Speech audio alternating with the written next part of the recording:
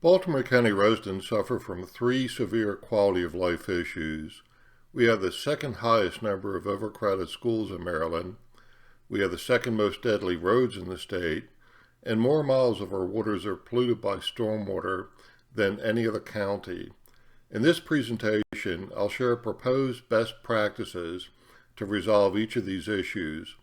The CZMP process offers a great opportunity to educate voters about these issues and the best practices. If we can mobilize widespread voter support, then winning the adoption of the best practices should come far more easily. There's no need to take notes. The assessment publication on the left provides the information you're about to see and hear in detail. When you reach the web page, just click on the text CZMP Guide. These are the three quality life issues we'll be focusing on. Many more can and should be pursued, but these three issues already make for a lot to digest. I'm concerned folks might have difficulty wrapping their minds around just these three. Of course, once we begin having success with these three issues, we can expand. For the past 2 years, 17 local and statewide national organizations have been participating in the Greater Baltimore Survey. Volunteers evaluated erosion control compliance on hundreds of construction sites in the city and the 5 surrounding counties. In 2014, they found only 23% of the sites were in compliance. The resulting publicity and outpouring of public support allowed the 6 jurisdictions to achieve a 61% improvement by a year later. While this is still a far cry from our goal of something near 100%, it shows change can happen when we combine our efforts. And there are many more examples of success I'm sure you could cite. These are the draft best practices. If you testify at the June hearings, please urge the County Council to adopt some or all of these best practices. We also hope to get lots of folks to sign this petition.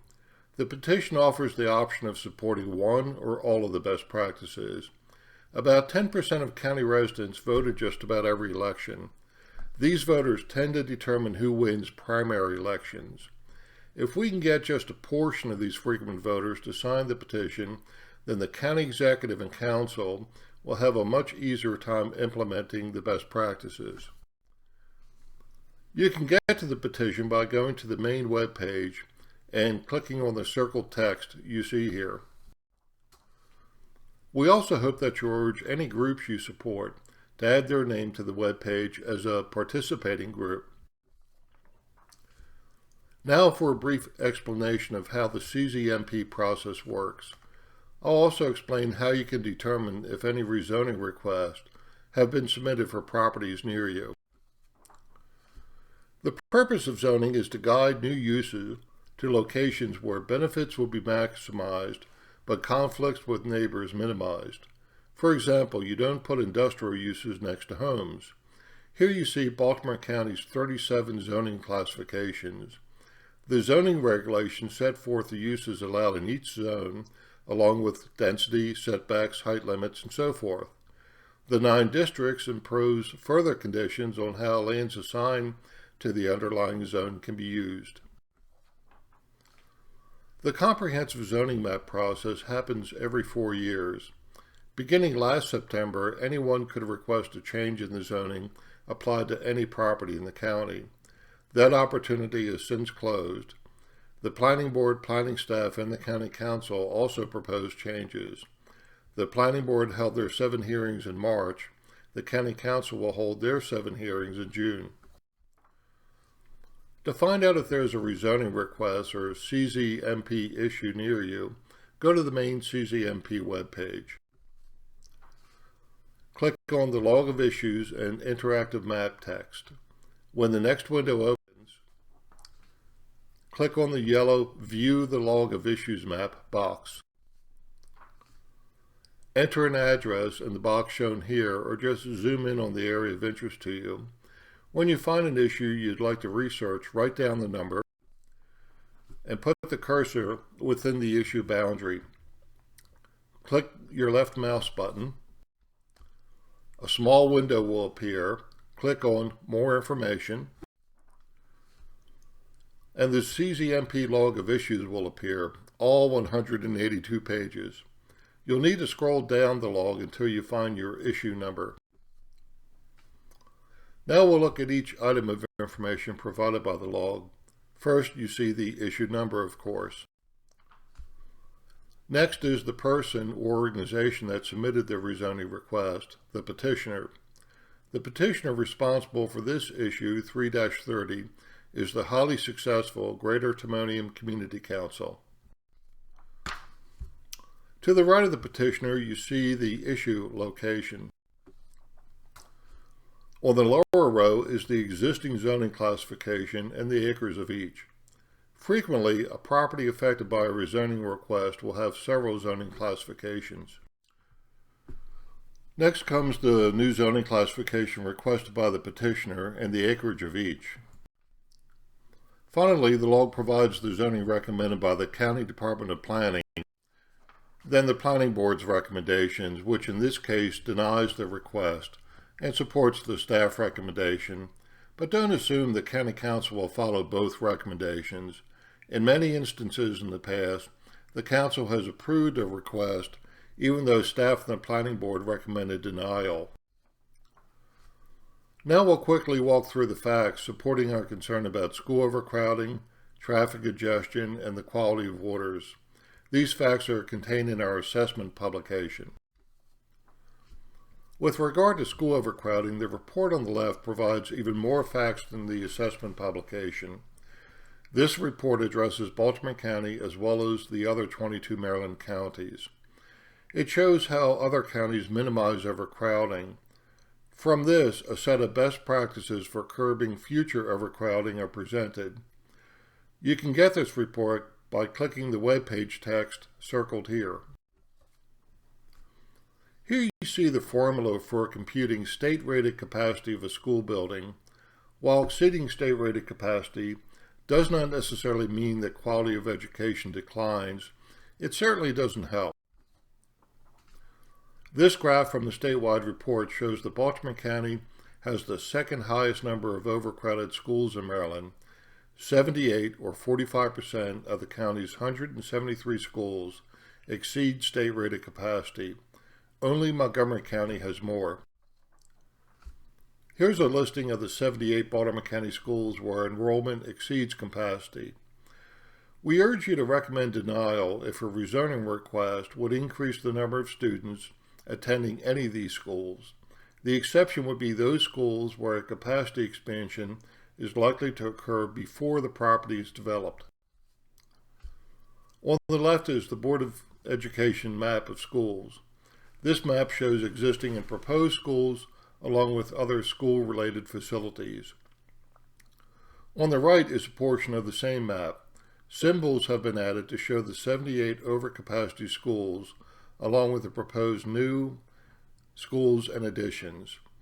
The overcapacity schools are shown with yellow triangles with black borders. Proposed new and expanded schools also appear as black bordered triangles, but with pink-purple centers. Here's a listing of the proposed new schools and the additions along with the anticipated in-service date. These expansions should go a long way towards solving the overcrowding problem.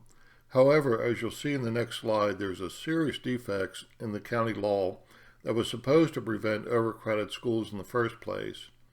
So, while the county should be commended for these proposed capacity expansions, we must also call for fixing the broken law.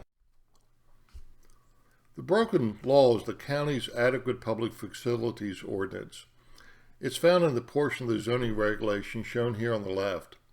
The school portion of the law is administered by the Department of Planning. On the right, you see the department's webpage where all the relevant school information can be found. Two loopholes in the law prevent it from keeping our schools from exceeding capacity. First, the law doesn't kick in until a school becomes more than 115% over state-rated capacity. Many other counties set their APF threshold at 100%. Second is the adjoining schools loophole. This is a map showing the area served by Padonia Elementary, which is 145% over capacity. Note the Bedonia service area adjoins three others: Pot Spring Elementary, Mays Chapel Elementary, and Warren Elementary. To stop a development project that would add students to Bedonia, enrollment at the other adjoining schools must all be more than 115% over state-rated capacity. In most other counties, adjacent school capacity is not a factor. This table shows the combined effect of the 115% threshold and the adjacent schools requirement. These two loopholes have allowed new development projects to cause our schools to greatly exceed state-rated capacity. This row shows that between 2002 and 2015, the number of schools exceeding the 115% threshold has pretty much increased steadily, reaching a maximum of 30 last year. The next row shows that in all but one out of 13 years, 2011 and 2012, the overcrowded schools adjoined at least one other school that was below the 115% threshold. And in that year, only 1 out of 15 overcrowded schools met the criteria to halt development, which would add students to the overcrowded school. Of the 14 Maryland counties with an adequate public facilities law, only one uses the same approach. It is these loopholes which resulted in Baltimore County becoming second in Maryland for overcrowded schools. Besides the defects in our APF law, we're missing out on an extremely important funding source for school expansions and modernization. Most other counties force developers to pay for school expansions needed to accommodate growth. This is done through impact fees. But as shown in this graph, Baltimore County is one of the few which does not charge impact fees. Note that both Montgomery and Prince George's counties take in close to $30 million a year from impact fees. That's more than enough to build a new elementary school each year. In conclusion, here are the 3 best practices for preventing our schools from becoming overcrowded again. It would be a tragedy that if after adding 8,000 more seats to our schools, future growth was allowed to cause overcrowding to return. Now on to our second issue, traffic congestion. The first 2 statistics you see here come from the annual Urban Mobility Scorecard compiled by the Texas A&M Transportation Institute. In addition to delay and waste, congestion can cause our neighborhood streets to become more dangerous. As traffic congestion increases on main roads, drivers seek out alternate routes. In far too many instances, the alternate route is a series of neighborhood streets. So at a time of day when school kids may be walking across or playing in these streets, frustrated drivers are rushing along these same streets. Traffic engineers use a system known as level of service to rate the degree of traffic congestion. Like school grades, the ratings go from A to F. This figure shows that at a level of service of A to C, it's easy to make lane changes and there should be minimal tailgating. At a D, you're more crowded by other vehicles, but you can still change lanes, though not as easily. At E and F, lane changes become much more difficult, and cars are packed like sardines. Here you see how average speed declines as level of service declines from A to F. At a level of service of D, delay increases 8 times compared to A, then by 12 times at E, and even more at F. The Baltimore County Adequate Public Facilities Law restricts development that would add traffic to an intersection rated E or F. Projects that would cause congestion to go from a D to an E are also restricted, but there are 2 defects in the law. The procedures for rating traffic congestion level of service are set forth in the Highway Capacity Manual. Here you see the 1965, 2000, and 2010 editions. Baltimore County uses the 1965 edition, while most others use the 2000 edition, and many are upgraded to the 2010 procedures. This is the current Baltimore County Basic Services Map for transportation. This map shows 11 intersections in the county rated E or F. The blue areas contribute traffic to a D intersection, the brown to an E, and the red F. Development projects proposed for sites within the brown and red areas would be restricted. A project in a blue area would also be restricted if it caused an intersection to drop from a D to an E. The map on the left is an excerpt from the county map. That on the right shows State Highway Administration congestion ratings for the same area. On the SHA map, yellow indicates E level service and red equals F. The black arrow points to Philadelphia Road, Maryland 7. Note that the county rates this portion of Maryland 7 as a C or better, while SHA rates it at an E or an F.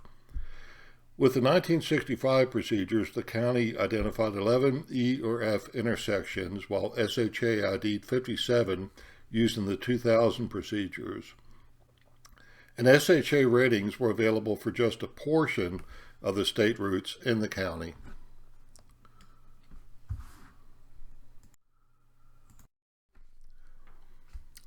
The second defect involves the way the county estimates traffic from new development. On the left, you see a portion of the zoning regulations stating that every 100 houses will generate 85 vehicle trips a day. The trip generation manual on the right is the best recognized source. This manual shows that 100 houses would generate 100 trips per day, not 85. Here are the best practices for reducing traffic congestion due to future growth. First, the county must upgrade to the 2000 Highway Capacity Manual, then eventually phase in the 2010 edition. Second, the county should base the estimate of traffic coming from proposed development on the Trip Generation Manual. Now for the last of the three quality of life issues, restoring neighborhood waters to a child-safe and friendly condition. This map shows a portion of Timonium west of I-83. This area is pretty typical of the county suburbs. The areas point to 4 streams. Note that the width of the area is a half mile. Most of us walk about 2 miles an hour. This map shows that no home in this area is more than a quarter mile from a stream, placing all homes within a 5-minute walk of a stream. This map shows the county suburbs bounded by the blue Erdl line. About 90% of all county residents live in these suburbs, and all these homes are within a 5-minute walk of a stream or a tidal creek. Yet most of these nearest waters are questionable places for our children to be playing. Here's why. These are the 4 main factors making suburban waters of questionable suitability as a place for our children to play. All parents know it's near impossible to keep kids from playing in these waters, even if they are small streams. This leaves us with but one option: restore our neighborhood waters to a child-safe and friendly condition. Baltimore County has adopted these and other plans to correct all of these threats, but serious impediments hinder progress. Until these impediments are resolved, rezoning should not be approved, which would further degrade our neighborhood waters and make restoration more difficult. As you'll hear in the next few slides, most of the impact of neighborhood waters is due to the intensity of development draining to our waterway. There's a strong relationship between impervious area and the quality of neighborhood waters. These are the more common impervious surfaces. All of these would prevent rain from soaking into the earth. Instead, stormwater runs off these impervious surfaces, carrying with it all the pollutants which have accumulated on these surfaces, and this runoff goes to the nearest waterway. So if a rezoning will increase impervious area, then it could increase degradation of the waters draining the site. The wastewater coming from our toilets, sinks, laundry, and showers is carried to treatment plants in pipes called sewer lines. Last year alone, 2 million gallons of sewage was released in 77 separate instances from sewer lines throughout Baltimore County. This disease-causing organisms contained in the sewage makes the polluted waters unhealthy playgrounds, and even more sewage escapes from pipes via small leaks that are far less noticeable, yet far more common. The second factor is mud pollution due to construction site soil erosion.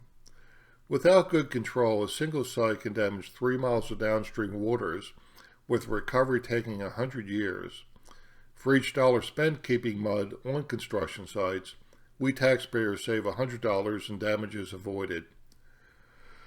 Poor mud pollution control can create soft quicksand-like sediment deposits along our waterways. Though not common, these deposits are a hazard to anyone walking along the affected waterway. The best way to prevent mud pollution is to cover exposed construction site soils with a blanket of straw mulch. Inactive areas must be planted in grass. Whenever you see exposed soil on a construction site, a nearby waterway will likely be polluted come the next storm. In 2014, nearly 70 volunteers from 17 groups found that only 18% of construction sites in Baltimore County fully complied with erosion control requirements. Thanks to good publicity and expanded public support, the county raised compliance to 32% by 2015, a 61% improvement. Though a great first step, this is not enough to keep neighborhood waters from becoming more polluted with mud.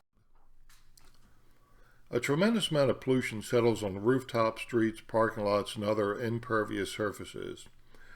Since these surfaces prevent rain from carrying pollutants into the soil, it all washes off with each storm. Toxic metals and nutrients due to air pollution settle on impervious surfaces to wash off with the next rain. Lawn runoff carries with it pet waste, fertilizers, and pesticides. All that runoff also causes flood waves to crash down our stream valleys, eroding channels, creating more mud pollution. Since the 1980s, more than 4,000 ponds and other best management practices have been built throughout Baltimore County. These BMPs were built to control stormwater pollution, flooding, and channel erosion. Ponds like the one pictured here is the old technology. Ponds only remove about a third of the pollution from stormwater. Modern BMPs, like the rain garden on the right, removes up to 95% of pollution as runoff passes through a filter, then into the underlying soil. Modern BMPs also reduce flooding and channel erosion. In 2009, Maryland adopted a new approach for minimizing the impacts of development. Known as Environmental Site Design, or ESD, highly effective measures are used to minimize stormwater pollution, flooding, and channel erosion. In theory, 100% compliance with ESD allows us to reap the benefits of growth without any significant aquatic resource damage. But Baltimore County has yet to reach the point where all proposed development fully utilizes ESD. Until this point is reached, rezonings that increase impervious area should be postponed. Last fall, Greater Baltimore Survey volunteers assessed the condition of nearly 400 BMPs throughout the region. In Baltimore County, they found 45% were in good condition to control stormwater damage, the rest not so much. Unless we can improve BMP maintenance, the benefits of environmental site design will dwindle over time. Until maintenance is improved, rezonings which would increase impervious area should be postponed. Earlier, I mentioned the county plans for restoring our degraded neighborhood waters. The county's stormwater remediation fee was bringing in $33 million a year to implement these plans. Frankly, we did a poor job educating the public about the need to restore their neighborhood waters. Last fall, the lack of public support allowed opponents to convince the county council to repeal the fee. By July 1st of this year, the county must identify an alternate source of funds. Until the funds are reestablished, we must assume that restoration will occur at a slow pace. Rezoning should be postponed that would make restoration more difficult by increasing impervious area. In summary, here's the best practices for restoring our neighborhood waters to a child-safe and friendly condition. Until these best practices are fully implemented, rezoning should be postponed that would further degrade our neighborhood waters by increasing impervious area. Now for the final part of this presentation, determining how our rezoning request will affect the three issues: assuming the property is developed with the requested zoning. To begin the assessment, download the CZMP Impact Assessment spreadsheet by going to this familiar web page. Click on the text circled along the left margin. As it says here, after the spreadsheet opens, click on the Instructions tab along the bottom. The instructions will walk you through the process for entering existing and requested zoning data, then generating an impact assessment. Here you see an example of such an assessment. It shows how the requested zoning would affect all three issues if the property were developed with the requested zoning. Of course, the three issues are school overcrowding, traffic congestion, and pollution of neighborhood waters. Issue 210 is the first. In the DR, or density residential zones, new projects are mostly residential. By reducing DR2 to DR1, or 2 houses per acre, to 1, the intensity and impact of development is reduced. Issue 2-29 is the opposite, since it increases intensity from DR1, or 1 house per acre, to DR3.5, which allows up to 3.5 houses per acre. By increasing the number of houses, all three impacts are increased. Issue 3-7 involves 2 non-residential zones, so there's no school impact from either. Changing business local, BL, to resource conservation commercial, RCC, should reduce intensity, so impervious area and traffic should decrease as well. Both of the 6th district issues involve rezoning a small amount of DR to business, which decreases school impact but increases impervious area and traffic. Please keep in mind that these are probable impacts, not definite.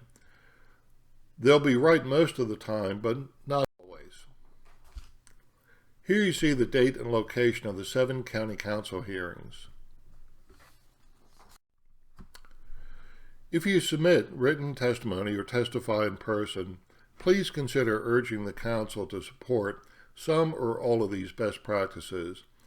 Consider couching the recommendation with something like, the rezoning request would add students to Bedonia Elementary, which is already 145% over capacity. I urge you to postpone approval of the request until the county expands capacity sufficiently to accommodate more students without making overcrowding worse. I also urge you to close the adequate public facility loopholes and require that the development community pay their way through impact fees. Encourage others to support the best practices too. To help your friends and other acquaintances understand why their support is vital, pass along a copy of this fact sheet. You can download the fact sheet from the web page. Also, please urge folks to sign this online petition. They can support just one of the best practices or all of them. To get to the petition, go to the web page and click this text along the left margin. If we can get a large portion of frequent voters to sign the petition, then the chances will be much better that the county executive and council will support the best practices. If not, then we'll be in a position to get pro-community candidates elected in 2018. My hope is that the participating groups will form a board to screen candidates and decide who would be endorsed. The list of endorsements would then go out to all petition signers, the media, just prior to the April 2018 primary election. Finally, if you are active in a group that might have interest in this effort, please ask that they consider adding their name as a participating group. That concludes the presentation. Here's our contact information if you would like further information. Thank you for taking the time to view this presentation.